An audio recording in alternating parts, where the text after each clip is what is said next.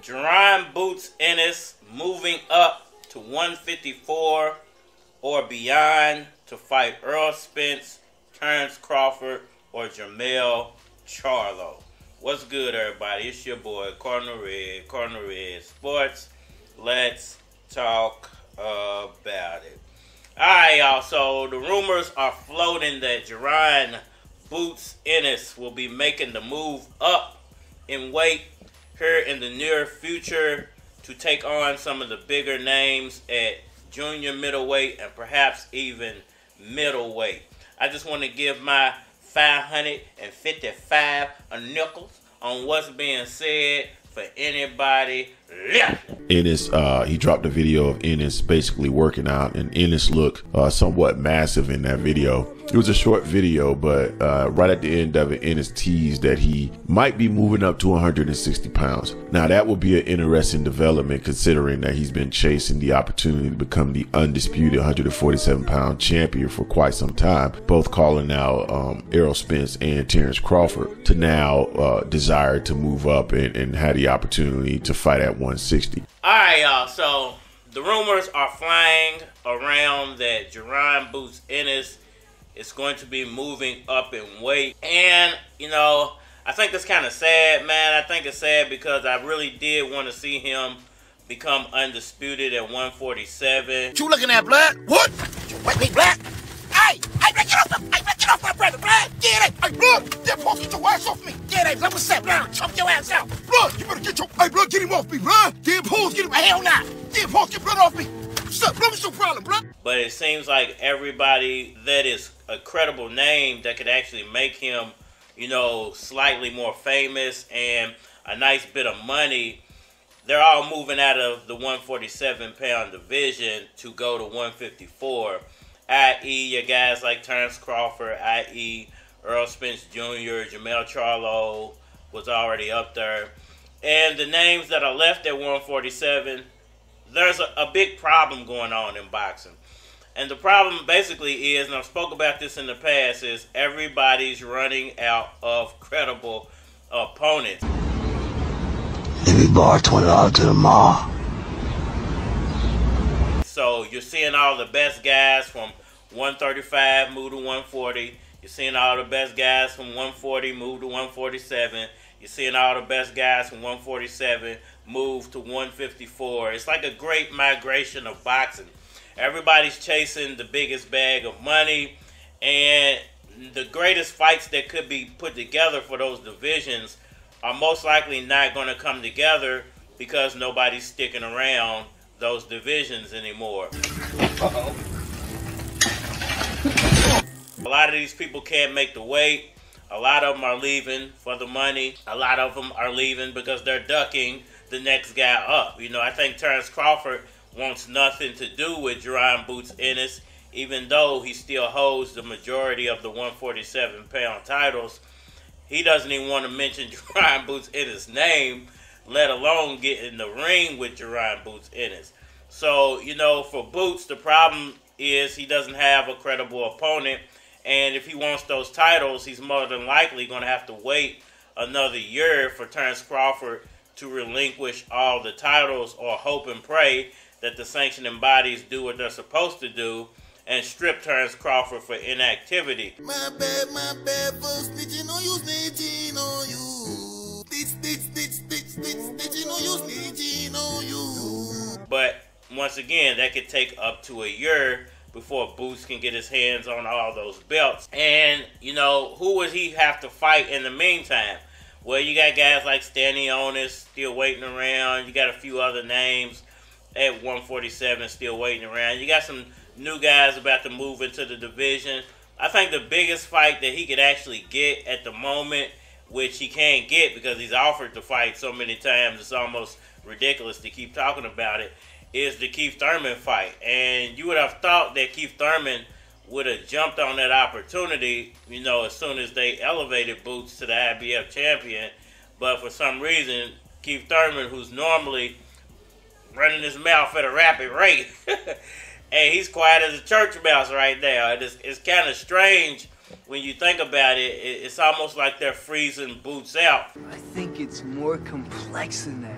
It's almost like they're doing it on purpose, you know, to try to get Boots to sign to another company or a specific company so they can take advantage of his talent, for lack of a better word. And, you know, it's sad, man, the state of boxing.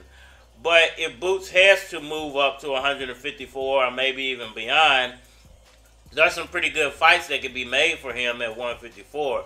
You got a Terence Crawford fight that could possibly be made, even though he's going to have to wait for that till after the whole Spence and Crawford rematch goes down, whenever that's going to happen. You got Jermell Charlo. Now, that would be very interesting for Boots. Boots has been elevated to the IBF champion. I forget which belt that Jermell Charlo got stripped of. I think it was it was either WBC or the WBA. One of those belts got stripped away from him. But perhaps there's some type of way Boots could actually come in and be a mandatory, since he has that 147 IBF title. You know, perhaps he can step up and take on Jermell Charlo for the IBF super welterweight title. You know, before Errol Spence and Terence Crawford get to him. You know, if I was Boots, I would be trying my best to negotiate that fight.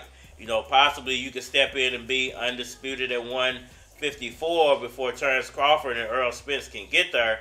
And then they're kind of forced to fight you, whoever wins that fight. So, you know, if I was Boots, I'd be trying to backdoor both of those guys, you know, because nobody's wanting to step in the ring with you. So if you can get there first, then you can force a fight with one of those two guys and perhaps get the big bag of money that you're chasing. It's no guarantee that he beats Jermell Charlo, but there's a high probability of him getting that fight, because really at the moment there's nobody else left for Jermell Charlo to fight. I mean, there's a couple of guys down there, but I don't think he wants anything to do with those guys because they could possibly beat him.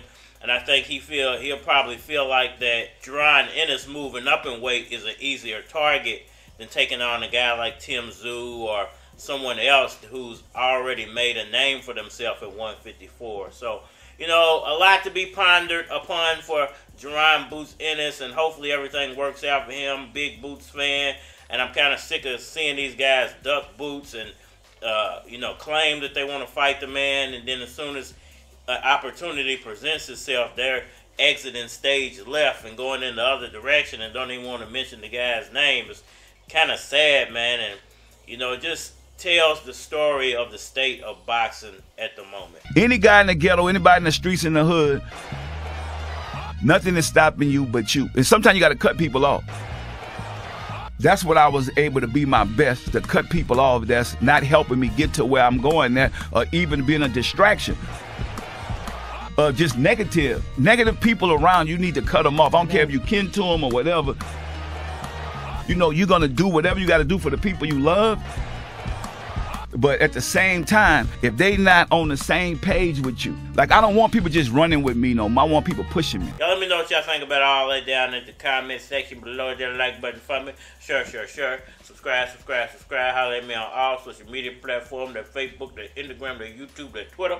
But you're more than likely to get a response on the tubes and holler at me over there. You want to collab or feature a product on your channel, on my channel? Feel free to hit my Gmail, because it is a flock of cards at gmail.com.